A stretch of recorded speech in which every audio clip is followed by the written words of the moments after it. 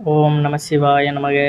தென்னாடுடைய சிவனே போற்றி, எந்நாட்டவர்க்கும் இறைவா போற்றி. குரோதி வருடம் 2024 ஆவணி மாதம் 10ஆம் தேதி வருகின்ற திங்கட்கிழமை அன்று பார்த்தீங்கன்னா கோகுலாஷ்டமி, அதாவது கிருஷ்ணர் ஜெயந்தி கொண்டாடப்படுகின்றது. அன்றைய தினம் நம்ம கிருஷ்ண பகவானை எவ்வாறு வழிபாடு செய்யணும், அவருக்கு என்னென்ன நைவேத்தியங்கள் எல்லாம் படைக்கணும், அதற்கான பலன்கள் என்ன, கிருஷ்ணர் பகவானுடைய தெரியாத சிறப்புகளையும் நம்ம இந்த பதிவில் தெரிந்து கொள்ளலாம். மறக்காமல் பார்த்தீங்கன்னா வருகின்ற கோகுலாஷ்டமி தினத்தன்று அனைவருமே கிருஷ்ண பகவானை வழிபாடு செய்யுங்க. நமக்கு தேவையான நல்லதை அவர் வழங்குவார் அப்படிங்கிறது தான். குழந்தை பேர் இல்லாதவர்களும் அன்றைய தினம் பார்த்தீங்கன்னா மனதார கிருஷ்ணரை நினச்சிக்கிட்டு நம்ம வழிபாடு செய்யும் பொழுது அதற்கான பலன் நமக்கு கட்டாயம் கிடைத்தே தீரும். கிருஷ்ணர் அவதரித்த நேரம் பார்த்தீங்கன்னா இரவில் தான் அவர் பிறந்திருப்பார்.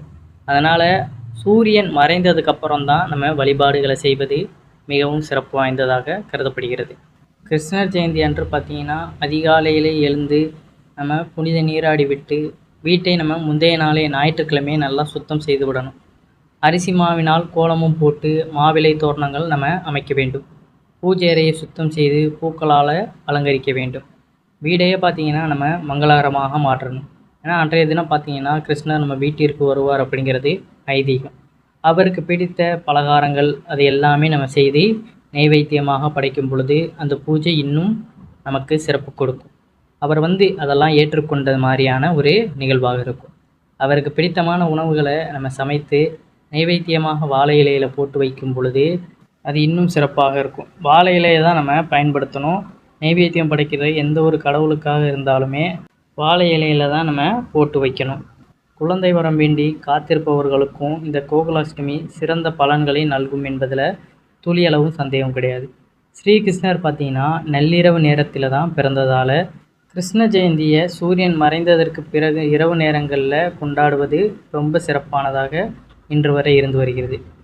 அன்றைய நாளில் பார்த்திங்கன்னா பகவத்கீதை வாசிப்பது ரொம்பவும் முக்கியமான ஒன்றாக கருதப்படுகிறது. பகவத்கீதை பார்த்திங்கன்னா கலியுலகத்திற்கு இறைவன் கொடுத்த கொடையாகும். பகவத்கீதையின்படி ஒரு மனிதன் வாழ்ந்து வந்தால் அவனுக்கு தோல்வி என்பதே இருக்காது. ஸ்ரீகிருஷ்ணரை விக்கிரகமாக படமாகவோ வைத்து அலங்காரங்கள் சிறப்பாக செய்து கொள்ள வேண்டும். இப்படி அன்றைய தினம் பார்த்தீங்கன்னா உங்கள் வீட்டில் உள்ள குழந்தைகளுக்கு கிருஷ்ணருடைய அந்த கதையை சொல்லியும் பகவத்கீதையை நம்ம படித்தும் வாழ்க்கையில் நம்ம வெற்றி பெறுவதற்கு இது ஒரு நல்ல வழியாக இருக்கும். குழந்தைகளுக்கு கிருஷ்ணருடைய கதையை சொல்லும் பொழுது பார்த்திங்கன்னா அவர்களுக்கு அந்த இறையருள் பற்றி தெரிய வரும். பகவத்கீதையை நம்ம அதனை உள்ள நூல்களை படித்து அதே மாதிரி நம்ம வாழ்க்கையை நகர்த்தி கொண்டு போகும் பொழுது வாழ்க்கையில் நமக்கு எந்த ஒரு தோல்வியுமே ஏற்படாது அப்படிங்கிறதான் நிதர்சனமான உண்மை. ஸ்ரீகிருஷ்ணர் அவதரித்த நாளன்று பார்த்திங்கன்னா உரியடி திருவிழா மிகவும் பிரசித்தி பெற்று நடைபெறும். அந்நாளில் உரியடித்து மக்கள் ஆறாவாரமாக கிருஷ்ணரை வரவேற்பது உண்டு. ஆன்மீக நூல்களில் பார்த்திங்கன்னா பகவத்கீதை மிகவும் பிரசித்தி பெற்று விளங்குகிறது. மனிதன் எப்படி வாழ வேண்டும் என்பதை வலியுறுத்தும் இந்த பகவத்கீதை ஒரு புனித நூல். அதில் இருக்கும் கருத்துக்களை பின்பற்றி ஒரு மனிதன் வாழ்ந்து வந்தாலே அவன் எல்லா வகையான வளங்களையும் சிறப்புகளையும் பெற்று மிகவும் சந்தோஷமாக வாழ்வான் என்பதுதான் உண்மை. இத்தகு சிறப்பு வாய்ந்த பகவத்கீதை கிருஷ்ணர் நமக்கு அளித்துள்ள பெரும் பாக்கியமாகும். உங்கள் வீட்டு செல்ல குழந்தைகளுக்கும் பார்த்திங்கன்னா கிருஷ்ணருடைய அந்த வேஷத்தை போட்டு நம்ம அழகு பார்ப்பது மிகவும் சிறப்பாக இருக்கும். குழந்தை கிருஷ்ணரின் பாதச்சுவடுகளை பார்த்திங்கன்னா உங்கள் வலதுகை உள்ளங்கையை மடித்து பக்கவாட்டு பகுதியை நாமத்தில் நனைத்து கீழே வைத்து பதித்து அழகாக விரல்களை இட்டுக்கொள்ளலாம். நம் வீட்டின் வாசப்படியிலிருந்து ஆரம்பித்து பூஜை அறை வரை பார்த்திங்கன்னா இந்த பாதச்சுவடுகள் செல்ல வேண்டும். இந்த பாதச்சுவடுகளின் வழியாக ஸ்ரீ கிருஷ்ணரே நம் வீட்டிற்கு வருவதாக பக்தர்களுடைய நம்பிக்கை இன்று வரை இருந்து கொண்டு வருகின்றது. இந்த மாதிரி செய்வது பார்த்திங்கன்னா இன்னும் சிறப்பாக இருக்கும். குழந்தைகளுக்கு கிருஷ்ணர் ராதா வேஷம் போடுவது பார்த்திங்கன்னா குழந்தைகளுடைய எதிர்காலம் சிறப்பாக இருக்க இது வழிவகை செய்யும். மேலும் அவர்கள் அறிவாளியாகவும் விளங்குவார்கள். அகந்தை, மூர்க்க குணம் போன்றவை நீங்கி தர்மத்தின் வழியிலும் நிர்வாக திறமையுடனும் புத்தி கூர்மையுடனும் திகழ்வார்கள். கிருஷ்ணரை வழிபட்டு வருபவர்களுக்கு தொழில் வளம் சிறக்கும். விவசாயிகளுக்கும் பார்த்திங்கன்னா விளைச்சல் அதிகரிக்கும். குழந்தைகளுக்கு படிப்பறிவு மேலோங்கும். பெயர், புகழ், செல்வம், செல்வாக்கு போன்றவையும் உயர்ந்து ஸ்ரீகிருஷ்ணரை வழிபாடு மேற்கொள்வது சிறப்பாக இருக்கும். ஸ்ரீ மகாவிஷ்ணுவோட 9வது அவதாரம் தான் இந்த கிருஷ்ண பகவான். அவர் அவதரித்த நாளன்று அவரை நம்ம முழு நம்பிக்கையோடு நம்ம வழிபாடு செய்யும் பொழுது நம்மளுடைய பிரச்சனைகள் அனைத்துமே தீரும் அப்படிங்கிறது தான் உண்மை. கோகுலத்தில் வாழ்ந்த கோகுல கிருஷ்ணன் பிறந்த கோகுலாஷ்டமியில் வெண்ணெயை வைத்து கிருஷ்ணனை அழைத்தால் ஓடோடி வந்து நமக்கு வேண்டிய வரங்களை தருள்வார். கிருஷ்ண ஜெயந்திக்கு கிருஷ்ணருக்கு பிடித்த அப்பம், தட்டை, முள்ளு முறுக்கு, சீடை, அவல், லட்டு, வெண்ணெய் இப்படி பலதரப்பட்ட விஷயங்களை நம்ம நெய்வேத்தியமாக படைக்கும் பொழுது அதுவும் நமக்கு நல்ல பலனை கொடுக்கும். இது எல்லாமே பார்த்திங்கன்னா நாம் தான் சாப்பிட போகிறோம். அதனால் இதெல்லாம் செஞ்சு அன்றைய தினம் வருடத்தில் நம்ம என்றாவது ஒரு நாள் தான் பார்த்திங்கன்னா இவ்வாறு விசேஷ நாட்களில் இறைவனுக்கு நம்ம வழிபாடு செய்வோம். அதனால் பார்த்திங்கன்னா இதெல்லாம் நம்ம இறைவனுக்கு படைப்பது அவர் ஏற்றுக்கொண்டதாக சமப்படுகிறது. நீங்கள் தவறாமல் முடிந்த அளவுக்கு ஏதாவது சில நெய்வேத்தியங்களை அவருக்கு படையுங்கள். மருத்துவ ரீதியான தொழில்களில் இருப்பவர்களும் கிருஷ்ண பகவானை வழிபட்ட பிறகு தங்களுடைய தொழிலில் கவனத்தை செலுத்தினால் மென்மேலும் உயரலாம் என்று அர்த்த சாஸ்திரங்கள் எழுதிய சாணக்கியரும் கூறியுள்ளார். பகைவர்களை வெல்ல ஸ்ரீ கிருஷ்ணருடைய படத்தை நம்முடன் எப்பொழுதுமே வைத்து கொண்டாலே போதும். எந்தவித எதிர்வினைகளுமே நம்மளை அண்டாது. நம்மளுடைய பர்ஸ்லேயோ இல்லை நம்ம ஃபோனுக்கு பின்னாடியோ நம்ம கூடையே கிருஷ்ண பகவானுடைய அந்த புகைப்படத்தையும் நம்ம வைத்துக்கொள்வது மிகவும் சிறப்பாக இருக்கும். ஸ்ரீகிருஷ்ணர் நள்ளிரவில் பிறந்ததுனால அவரை இரவு நேரங்களில் வழிபடுவது மிகுந்த நன்மைகளை நமக்கு கொடுக்கும். அவருடைய 3 வயது வரை பார்த்திங்கன்னா கோகுலத்தில் வசித்து வந்தார். பின்னர் பிருந்தாவனம், கோபியர்களுடன் மதுரா என்ற வெவ்வேறு இடங்களில் வாழ்ந்து வந்தார். தன்னுடைய 7ஆம் வயதில் கம்சனை வதம் செய்தார். கிருஷ்ண ஜெயதி என்று கிருஷ்ணலீலை, கிருஷ்ணநாமம், கீதா கோவிந்தம், ஸ்ரீமன் நாராயணியமம், கிருஷ்ண கானருந்தம், பகவத்கீதை போன்ற சோஸ்திரங்களை வாசித்து அவரோட அருளை பரிபூர்ணமாக பெற்றுக்கொள்ள வேண்டும். பகவத்கீதையில் அவதார கட்டாயம் பாராயணம் செய்ய புண்ணியம் கிடைக்கும். மேலும் ஓம் நமோ பகவதே வாசுதேவாய என்கிற இந்த மந்திரத்தை ஜபித்தால் வேண்டியது நடக்கும் அப்படிங்கிறது ஐதீகம். நம்ம ஏதாவது வேண்டுதல் வைத்திருக்கோம், அதை நடக்கணும்னா இந்த ஒரு மந்திரத்தை கூறிவிட்டு அந்த விஷயங்களில் நம்ம ஈடுபடுவதும் சிறப்பாக இருக்கும்.